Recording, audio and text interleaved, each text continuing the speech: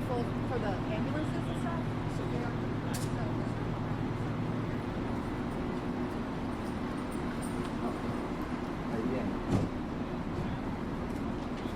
Anybody need a mic test? 1, 2, 3. 3, 2, 1. Testing 1, 2, 3. Need a white?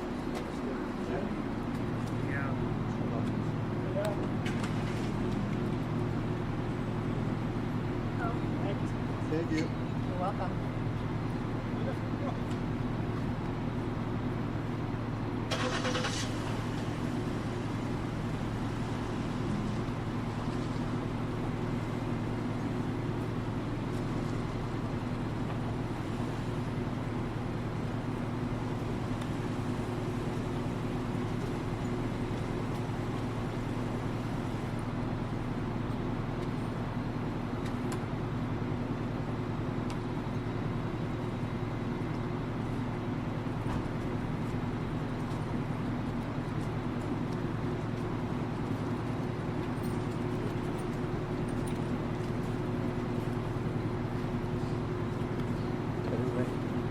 All right, good evening, everybody.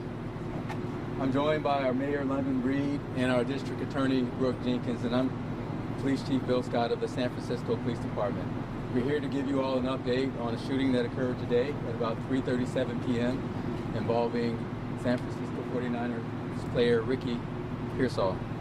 This afternoon, at about 3:37 p.m., Mr. Ricky Pearsall was in front of 77th Geary Street, about 20 yards from Grant Street in San Francisco.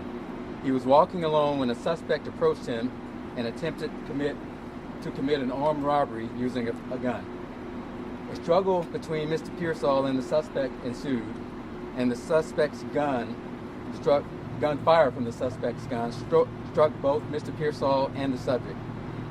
Both were transported to San Francisco General Hospital. San Francisco police officers assigned to the Union Square detail and Central Station responded almost immediately and arrested the subject as he tried to run away eastbound from the crime scene.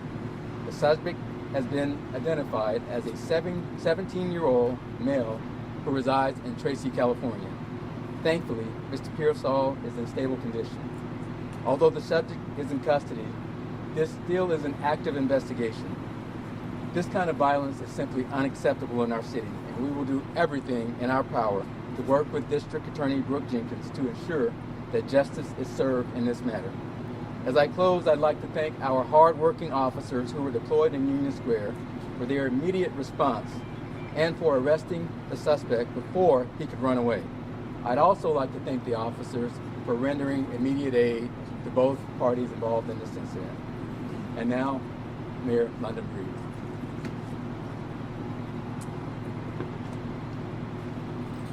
This was a terrible and rare incident in Union Square, and our thoughts are with Ricky Pearsall and his family. He has a bright future, and I look forward to seeing him recover and get back on the field. We are grateful to our staff here at San Francisco General, our first responders, including the San Francisco Fire Department, as well as our police officers who were out on Union Square, who rendered aid right away. Right now, he is in stable condition. I'm also grateful for the quick action of our police officers who immediately, within a minute, responded to the situation, apprehended the suspect. Their work ensures that people know that if they come to San Francisco to commit crimes, they will be arrested.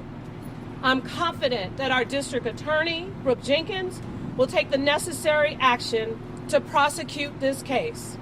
This is how we hold people accountable in San Francisco. Robberies and any violence like this will not be tolerated in our city. We know San Francisco has the lowest violent crime rate than most major cities in this country. But statistics don't matter when incidents like this occur. What matters is supporting the victim and holding those accountable who break our laws and endanger the lives of others. Our focus will be on the continuing recovery of Ricky and keeping our city safe, and our thoughts continue to be with him and his family at this time. And with that, I'd like to turn it over to our District Attorney, Brooke Jenkins. Thank you, Mayor and Chief Scott. I too want to express my thoughts and prayers are with Mr. Pearsall and his family during what I know has to be a very traumatic time.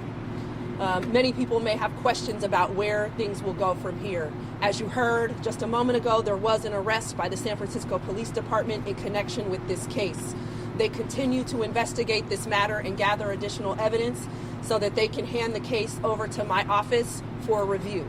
We expect to make a charging decision by the middle of next week, either Tuesday or Wednesday of next week. Given that the suspect is a juvenile, at this time, those charges will be filed in the juvenile court as we continue to review the evidence to figure out where we go from there.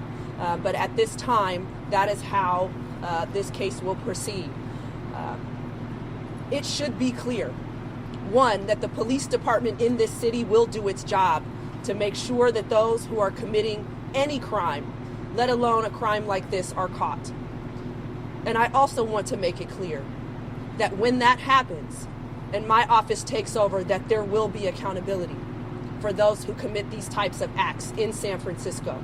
We are not a city that will be tolerant of this type of conduct. And so I look forward to continuing to work with the police department. I thank them for their swift action, and I will continue to work to support the mayor in our efforts together to collectively make San Francisco as safe as it should be. This is a setback, but we will continue to push forward to make sure that we minimize these types of events in our city. Thank you. You guys, we can take a couple questions. I want to do it nice and orderly here. There's a lot that the chief, the DA are not going to be talking about because this is an open criminal investigation and it's incredibly active right now. So if anybody has any questions, let's start right here. Is there any indication that Ricky was targeted because of who he is as a football player? No, there is no indication that he was targeted because he's a football player. At this point, we believe that this was an attempted robbery, and we're pretty confident about that. Do you know what they were trying to steal from him? Well, we're not going to release that at this time. Information is still flowing in. We're interviewing the officers. We have to interview Mr. Pearsall. Of course, he's receiving medical care right now.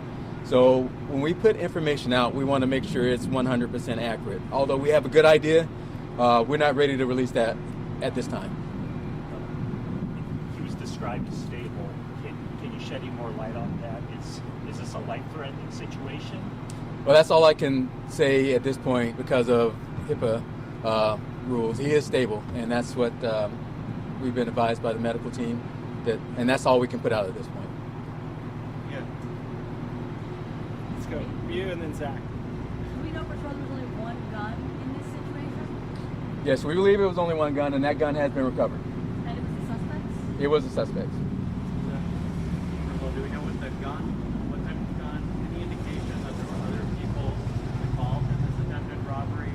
Is this suspect known to the police? As far as we know right now, the suspect was acting alone, but as I said, this is an active investigation, so we have a lot of work to do. There are a lot of cameras in Union Square, so we're pulling video footage to confirm what we believe we know at this point. But again, before we put any information out, we want to make sure it's as accurate as we can be about information. But right now, we believe it was one lone person. That may change as we get video evidence. And a known criminal? Well, he's a juvenile. He's a juvenile, so that's about as much as I can disclose at this point. Can you tell us the condition of the suspect and also how was he shot? Was it during the battle with the football player? He is stable as well, and it was during the struggle. And that's about as much as I can say right now. Again, we do have additional details, but we are not ready to put them out at this time. We still have some investigation to do, and we need to confirm some things. Can you confirm how many times he was shot? Not at this time. Were they both struck by the same bullet, or were multiple shots fired?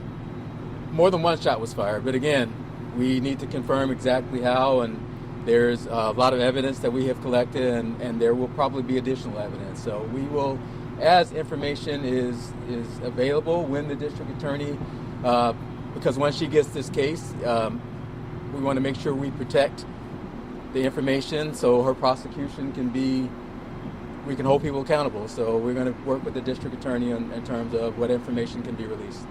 Was Ricky able to provide a statement and be interviewed? Well, I can say this, he was talking, and that's a good thing. Again, he's stable, but we still need to go back and confirm some things. So there's more to do on that case. Where was he shot? Can't disclose that at this point. I know there's been a surge of police in that area. Was this for the holidays, or is this part of that surge of police in the Union Square area? We have had extra officers in Union Square for quite some time, and we will continue to do that. As a matter of fact, usually when things like this happen, people get anxiety, and we want to make sure that the public knows that we're there for them. So we will increase that deployment. And we were going to do that during the holiday season anyway, but we're going to move that up to make sure that we don't have a repeat of this type of thing. I mean, we can't have a cop at every inch of every corner in the city, but we're going to do our best to cover that area like we have been covering. And the key is, not only was our Union Square detail, we also had other officers patrolling the area. So that is why that response was so quick. You guys, one more question? Do you Over have here? extra officers here at the hospital overseeing Ricky? We have officers here right now. It's an active investigation, and we want to make sure he has what he needs. But there are other officers here because there are other incidents that have happened where officers are investigating other cases. But we are here to support him as well as our other victims that are here. So you see quite a few officers here, but we are here for everybody. All right, last one. Mayor, the DA mentioned that this is a setback. Can you comment just on the idea about San Francisco, time, the Duke narrative, et cetera, and how this fits into that? Yeah, I would just say that it is very rare for something like this to happen in Union Square. And also, as what was mentioned earlier, we have had an increase in officer deployment, specifically covering the Union Square area for the past couple of years. And so, unfortunately, this incident, we are glad that the victim will be okay. But this incident does set us back from all the hard work that we've done in order to make significant changes in public safety in San Francisco. We still have the lowest violent crime rate of any major city. We are on track to have record low numbers of gun violence in particular in this city. And the police department has done an extraordinary job in addressing many of those issues, investigating those crimes, and holding people to account, and more importantly, working with our partner in the district attorney's office, Brooke Jenkins, in order to make sure there is accountability. So this is a setback because a lot of that hard work and the data, goes out the window sometimes when something happens like this. And my hope is that we can demonstrate that this is an isolated incident, one where our officers acted swiftly, and the things that we put into place and how they were designed led to an arrest and will lead to accountability. That's how this is supposed to work. And we hope that people who think that they can come to San Francisco and commit these acts understand that they will be held to account. You guys, thank you so much for